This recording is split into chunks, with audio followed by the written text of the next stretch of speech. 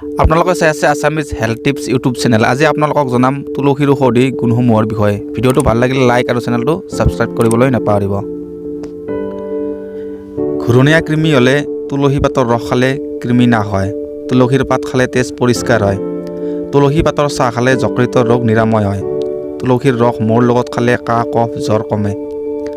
তুলসীৰ ৰস খালে বমি পানী লগা বিষ হিকটি ভাল হয়। তুলসীৰ পাত খালে মুখৰ দুৰ্গন্ধ নাশ হয়। তুলসীৰ পাত নিয়মীয়াকৈ খালে গাৰ ছাল নিমজ হয় আৰু দেহৰ সৌন্দৰ্য বৃদ্ধি হয়। তুলসীৰ পাত নিয়মীয়াকৈ খালে ডায়েবেটিছ হ্ৰাস পায়।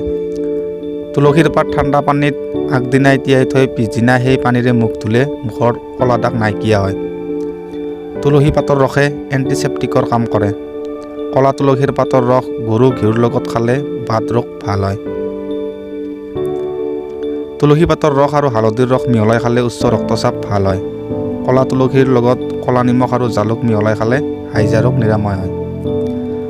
তুলসী গছে বায়ু বিশুদ্ধ কৰে। তুলসী গাছ যি ঠাইত ৰোৱা হয় সেই ঠাইৰ চাৰিওফালে 650 ফুট ব্যাসাৰ্ধ ঠায়া কৰি বায়ু বিশুদ্ধ কৰে।